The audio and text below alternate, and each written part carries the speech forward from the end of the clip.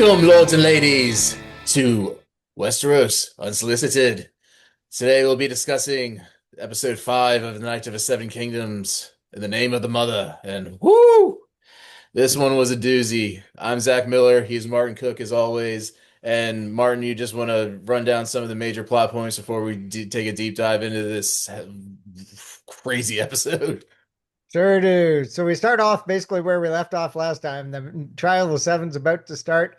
It kicks off, and Dunk gets knocked right out of the saddle and onto his ass right away. And that kicks us back to a flashback of him as a kid with his friend Rafe living in Flea Bottom, King's Landing. They want to get out of there. They run afoul of some gold cloaks. Rafe gets killed, and Sir Arlen of Pennytree comes to the rescue. Not Rafe, Dunk follows him, and then that's when he's about to collapse from following along this hedge knight the whole time. And that's when it brings us back to the present. And in the present, Dunk is kind of getting his ass whooped. He fights back. Seems like maybe he's about to die, but Egg's egging him on from the sidelines. And he rises to his feet again, forces Arian to submit. That ends the trial by 7. And it seems like maybe they've gotten out with only one member dead, but that's when Baelor starts to feel a little weird. They take off his helmet, and basically his helmet was holding everything in. And it ends with Baelor, the heir to the Iron Throne, dying in Dunk's arms. Yep, well put. Wow. This show gets better with every episode. I thought last week was amazing, and I was really looking forward to this week, and it exceeded my expectations in every single way imaginable. Um, I saw a lot of comments on the internet that were disappointed that it wasn't just a 40-minute joust, and Hmm. like you're not a real fan of this show and this world if that's what you're actually expecting. Yeah. Like we weren't going to get it like a Battle of the Bastards style epic, like full on episode battle. I mean, with this, if you haven't figured out that this show is on a much smaller scale, then you haven't been really paying attention. Yeah. So I loved the back and forth because I was curious about how they were going to pull this off, because as we've mentioned in every episode previously, I have read the source material. Martin has not yet. Although I'm sure you'll be itching to by the end of the series. Yeah, I Um, might just have to go back and watch it. That's actually how I did the original Game of Thrones. I watched the first season, and people kept telling me, "Oh, this show's great." Watched the season, and then in between seasons 1 and 2, I went and read all the books. So I did the that exact might be same what thing. happens this time too. Yeah, I did the exact same thing. But uh yeah, so I was curious about how they're going to pull this off because it's been so faithful to the source material, and the joust is, I mean, it's basically just it's 7-on-7, but it really just comes down between Dunk and Aryan Targaryen. And so I was like, how are they going to stretch this into 40 minutes? So they threw in this flashback that does not exist in the novellas at all. Oh, interesting. There is Okay. no there. There's a slight mention of Rafe, and but there's no backstory about him in Flea Bottom. Like, we know Dunk's from Flea Bottom, but we never get like him having a memory or a flashback about any of this happening. But man, does it enrich the story so much.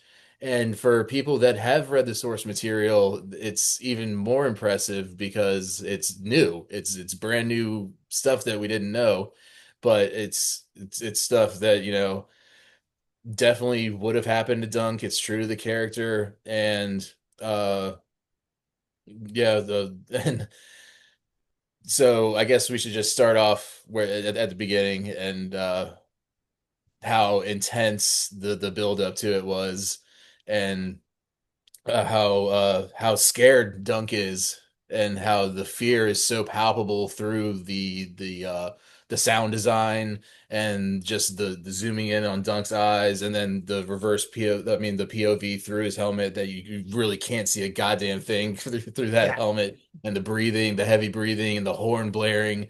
and him like everybody else charging but him. He's so hesitant. And then Egg just Egg because I forgot about this until the inside the episode later, but Egg was training Thunder by commands, That's right. uh the Hunt Thunder, the warhorse that dunks on, how to just go by command.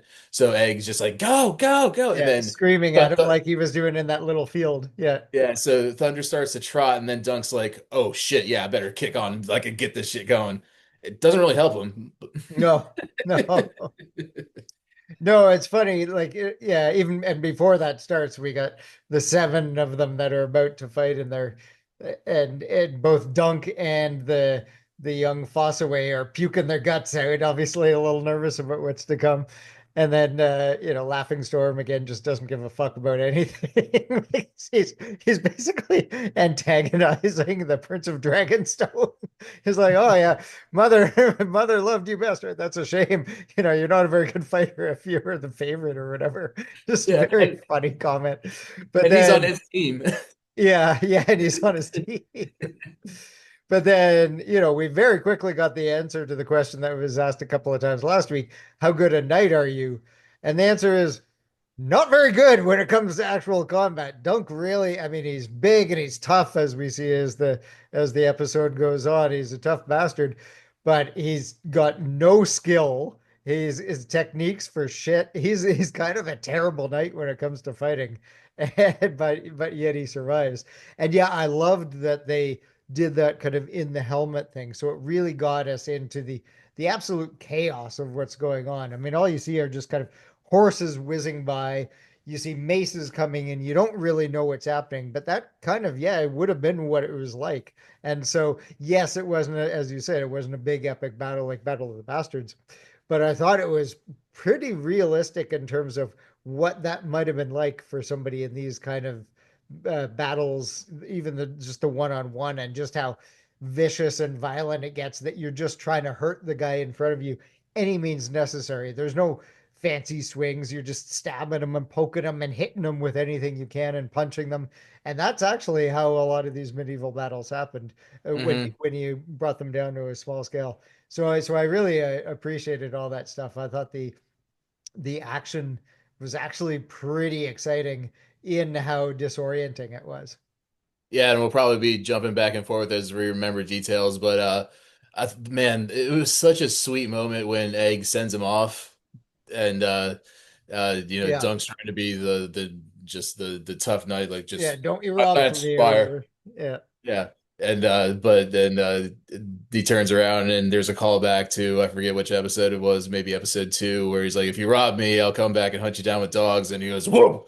And Yeah. then Egg's like his little like woof. Yeah. With his little Like, smile. Yeah. yeah, and then but as Yeah. soon as Dunk turns around, you can see Egg's face just drop because he knows like he's probably fucked. Yeah.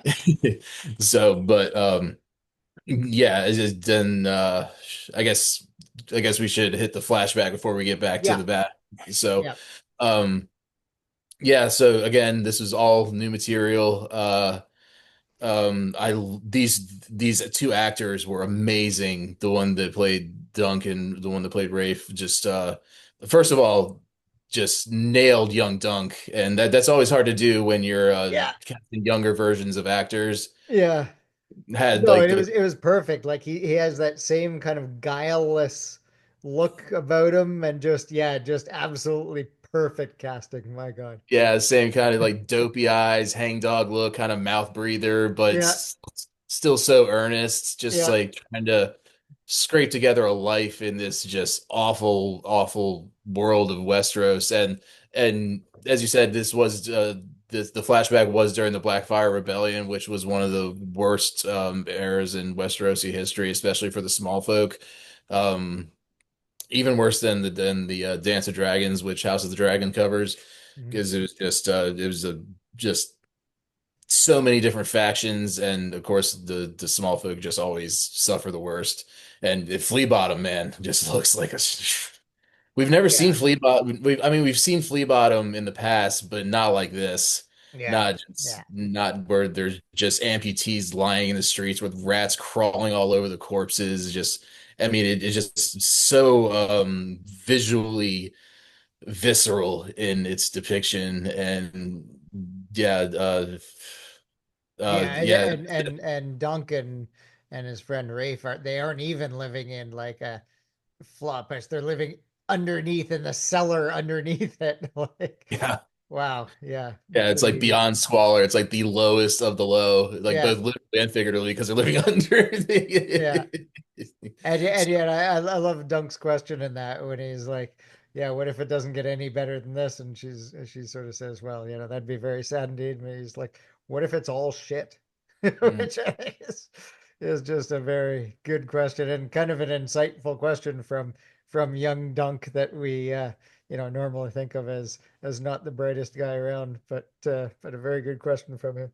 But so anyway, they're trying to scrounge enough money to catch a ship to the free cities, which is Essos, as we know from Game of Thrones, is like Bravos, Pentos, Lys, Yeah, and hoping just for a better life, like living that Aladdin life, basically.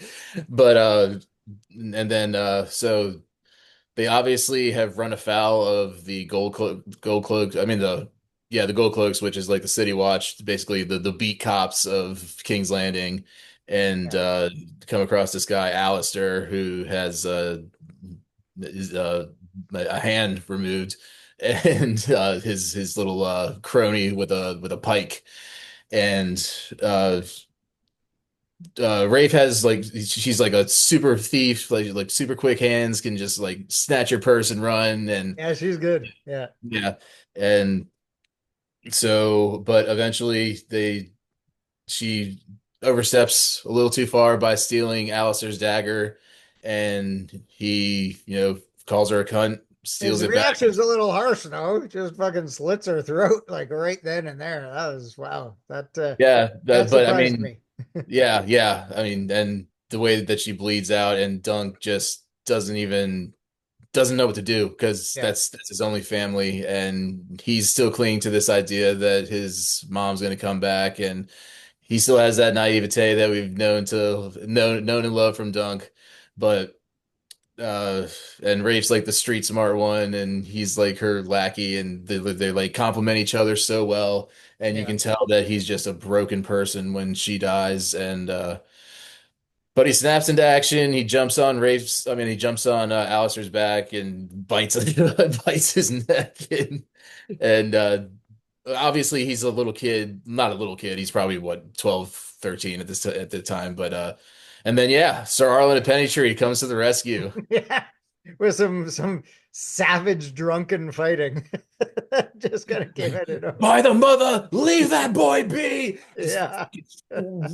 swinging sword like, oh God, he's just, and he pukes on his way out too. Yes, yeah, yeah. Comes out of the bar or wherever he is, pissed as he is. And yeah, he pukes and Yeah. then fights.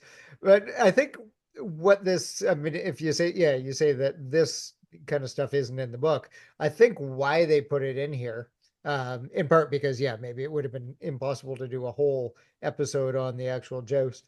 Um, but it does give you, as you said at the beginning, it gives us a lot more about both Dunk and actually Sir Arlen. Hmm. It comes out, Sir Arlen's this guy. We see a little bit more of him. Uh, we saw a lot more of her. We saw a lot more of him a few episodes back, but we didn't see that this time. But we see a bit more about kind of what he's about, and he's kind of crazy, right? He's a bit raving lunatic, basically, hedge knight who's is total loner. But we see where Dunk gets his idea that knights protect the innocent, because that's obviously the one thing that Sir Arlen does, right? Like, he's fallen down drunk. He doesn't seem to be a particularly good knight. He doesn't know anybody. He's got no connections. He's not doing anything. But the one thing he does, he sees this innocent kid in trouble and he comes out and he saves him. And then it just kind of pisses off. But it's clear that that's where Dunk gets that from. So I think that's important. Like, obviously, a formative moment in Dunk's life is that, so you can see why that is seared so keenly into his brain. And I love when shows do this kind of stuff because that makes much more sense of him going after Aryan when he saw Aryan attacking the the the puppeteer. actress, the mummer Yeah. girl, a few episodes ago, because this is exactly how Sir Arlen saved him. And so I love that kind of, it really puts into perspective the where Dunk gets that from. Yeah, yeah. Arlen really is a raving lunatic. He's like just singing madly in Dothraki and Yeah. it raises the Is question, it how Dothraki or is he just making nonsense words? I wasn't even sure. it is Dothraki. I went and Is looked it it? up. Yeah. Oh, So okay, okay, okay. it's like so it raises the question, how does he know Dothraki Yeah, song? yeah, kind of. But that's a little bit of mystery. But yeah, Yeah. and Dunk follows him with this really nasty leg wound, and he's on the brink of death. And Sir Arlen finally catches him and tells him to get up. And get up is basically the motto of the episode. Yeah. Yeah, it could be So, called that. Yeah. so Yeah. then after that, after Sir Arlen finally rescues Dunk, young Dunk, we flash back to the present, or the present day of this show. And so yeah, Dunk's like face down in the mud. He didn't survive one charge while everybody else is. And I think unfortunately, neither did his shield. His shield didn't even survive one pass. This beautiful shield that was painted for him and made all nice by the armor didn't even survive the first pass. That was so sad. and the chaos was so incredible. Like first of all, I gotta shout out to the Laughing Storm's helmet. The giant fucking antlers. Yeah, it was amazing. Not the kind of thing you want to wear in close quarters because you catch it on something, but yeah, maybe in the open field, it's all right. Yeah, but you just see lances splintering, horses falling, maces flying around. You don't know who's who or who's on your team at that point. Yeah, And like after like the second tilt or so, when everybody's just down in the mud, and it is foggy and muddy, and you're not going to be able to tell whose sigil is whose, so you're just trying to stay alive at that point. yeah. And so yeah, Arian is obviously a much better trained fighter, much quicker, much more agile. You got much better armor too, which is very important in this. Yeah, Probably one of the most badass sets of armor in Westerosi history yeah, as we've seen. I mean, that helmet, the dragon with the human face on it, was yeah, yeah. really, really cool. Although actually, maybe not that practical, No, but yeah, of course. we could talk about that. Yeah, because you don't actually want sharp edges in armor because then it's easier to be pierced. You want blows to glance off of it. But anyway, that's a whole other, like, we don't need to get into the structure of armor in the Yes, Middle Ages. that's for the historians to Yes. discuss.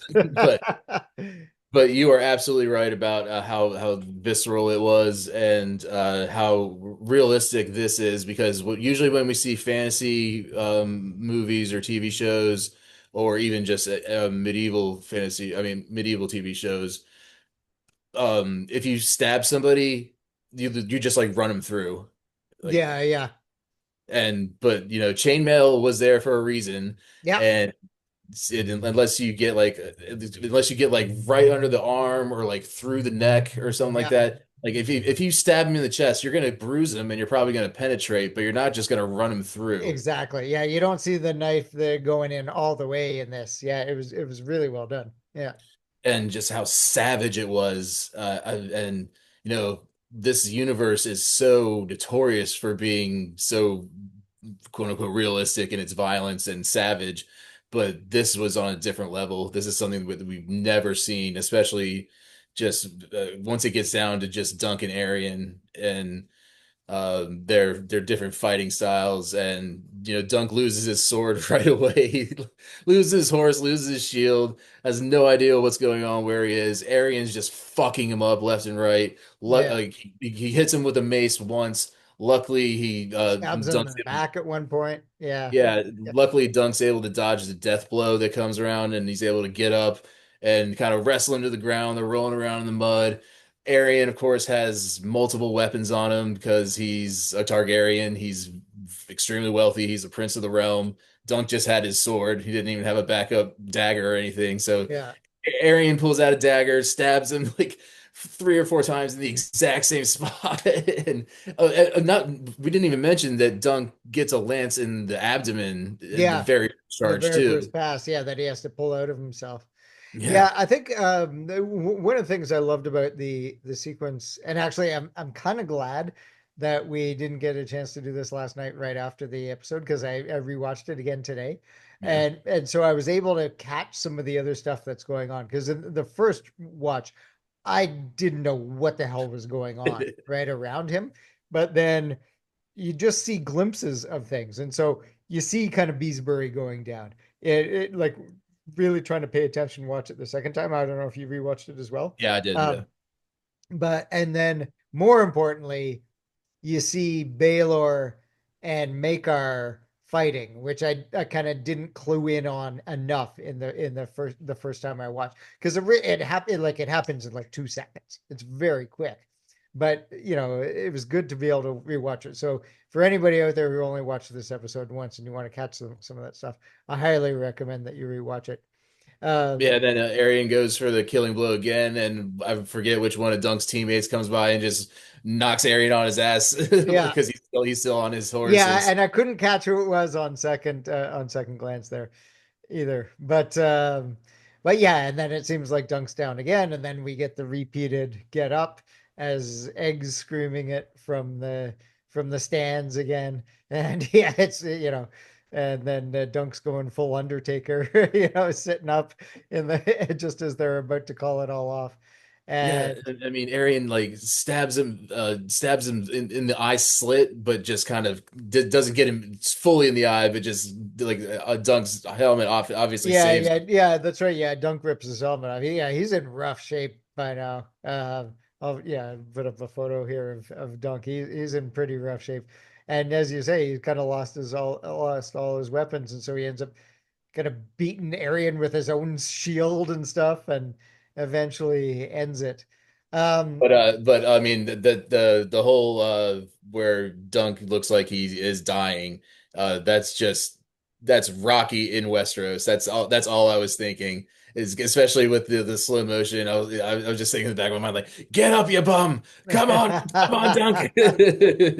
But yeah, yeah, screaming in the back was just so gut wrenching um and yeah, you just tell that the flea bottom in him kicks in, and you don't learn that kind of fighting, that brawling style in the castle where Aryan grew up. yeah, yeah. He did not see that shit coming because he thought he was down for the count. No, and that's what gets the crowd behind him because earlier in the fight, there's the one woman, one of the whores that had been hanging around. She's cheering for him, but nobody else is, and they kind of all stare her down when she cheers for him.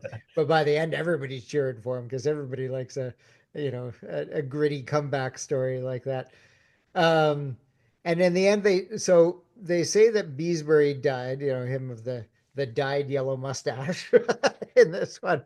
And I don't know if it was intentional, if it was a joke or not, but right after they say Beesbury died, um, somebody says something like, "Gods be good," which is what Beesbury in House of the Dragon says. Like the bees, this Oh, right, Beesbury's right, right, right, right. ancestor. He's always like, "God be good," whenever something happens that he disapproves of.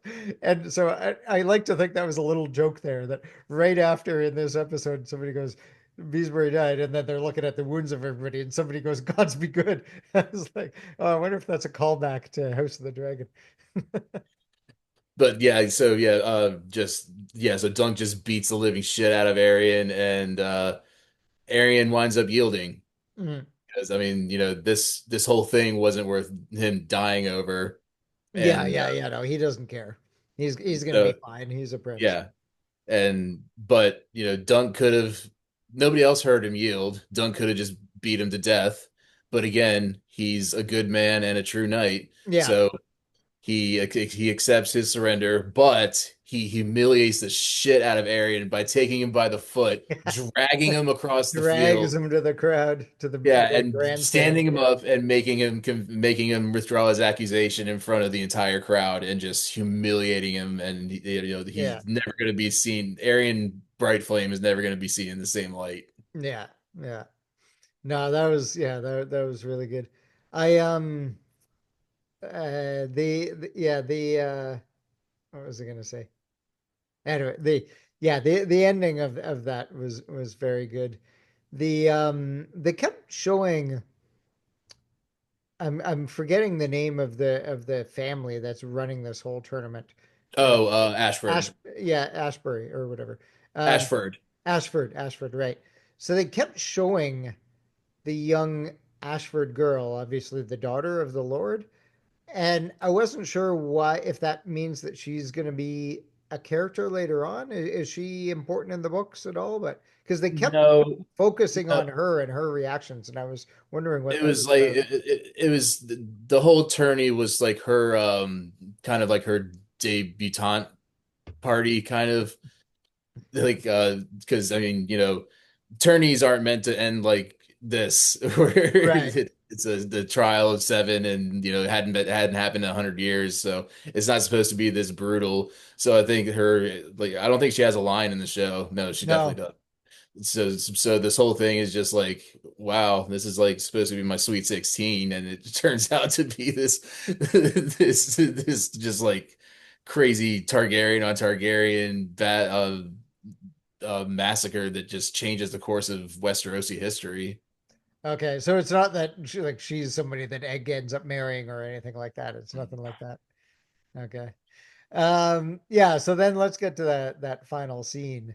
Um, so I didn't see it coming until Baylor started mentioning his fingers felt wooden. Then I'm like, oh shit, But something there was some funny stuff before something that, bad's because happened to him. Yeah. there's some funny stuff where the shield maker and Raymond Fossaway were like trying to figure out how to fix Dunk up, and you're like, we'll give him some Yeah. wine, we'll pour boiling oil on him. Yeah, yeah, and then Baylor comes in. Yeah, not oil. Don't that'll kill him. Yeah, but then, yeah, then continue. Right. So I mean it's a very interesting way to end because Baylor is obviously stuck his neck out now for Dunk and it's cost him his life. But now Makar is killed his brother. I mean, it seems like it was those two together, and we did see that little quick flash of them. So is Makar now? I'd looked this up a little bit. Makar still isn't the next in line, right? Is there another No, he brother in is. there? He is. Okay, so he is the next in line. Okay. So yeah, so now he's the heir to the throne, but he killed his brother to get there. So I can't imagine people are going to be all that favorable towards him. Yeah, and I'm definitely not gonna spoil anything, but Makar was in really an impossible position because he was either defend his little shit son, Yeah, yeah, he had to or stand up for his son, I suppose. yeah, Yeah, because I mean, the fatherly instinct's gonna kick in, and yeah, but yeah, the Baylor thing where he's like, yeah, my brother, it must have been my brother. He didn't even know that it was him, but he's like, must have been my brother. He was always good with the mace. yeah, and he's And strong. Yeah, but yeah, that part blew me away in the books because I thought it was for once we were gonna get a happy ending in Game of Thrones, and I'm like, oh, Zack, you idiot. yeah, yeah. Never, never. And Baylor would have been one of the greatest kings in the Seven Kingdoms history. I mean, he was just, he was not cruel. He wasn't one of Mm, the mad Targaryens. He was fair, but also willing to punish people when they crossed him. He would have been just an amazing king. And his dying words were, "We need good men in Westeros." And mm. when yeah, it's even more gruesome in the books, believe it or not. When he starts slurring his words, and you're like, oh shit, something's going on. And Mm. he has the Foss away and take his helmet off. His entire brain just kind of falls Yeah, out. it's basically the helm is keeping everything in at that point, Yeah. right? And then when they remove it, it's all over. Yeah. Yeah, so yeah, very Yeah. tragic. Another just shocking moment in Westeros, and you feel so bad for Dunk too because he caused all this. Yeah. And I mean, Well, and in a way, Arian, so did Egg. Yeah. yeah, Egg, Arian, and Dunk all had like parts to play, but all of this could have been avoided, and it's all really small potatoes when you're talking about succession, and that's what this show, I mean, that's what this world has usually been about, is just the Yeah. High Lords and how they interact with one another. But we have this kid from Flea Bottom again, and I'm so glad we did this flashback because Yeah. now we see where he came from, and now he has the heir to the Iron Throne dead in his arms, and he's just devastated. Like, Yeah. what have I wrought? Yeah. Like, I'm just, After just telling him that he's his man and yeah. yeah, basically, yeah, begging him to take him under his wing.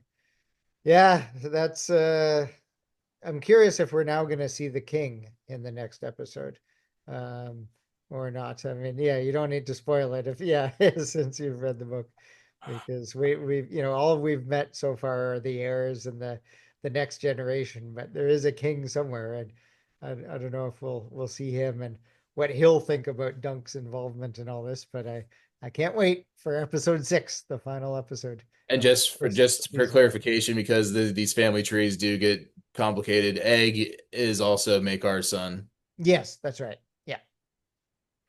And for those of you who saw the little preview for next week, I'm not going to spoil it because I know some people don't like to watch the next week's preview. But yeah, we um it's going to be a wind down Mm. because the final episode of Game of Thrones is always the penultimate episode is always the climax, and then there's a bit of a wind down, and we tuck everybody in. We'll see you next year. But it's not going to be without intrigue and consequences. That's for damn sure.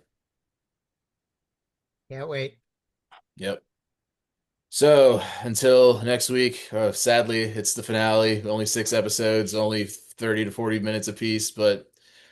Uh, See you next week on Westeros Unsolicited. I'm Zach Miller. He's Martin Cook. Bye, everyone.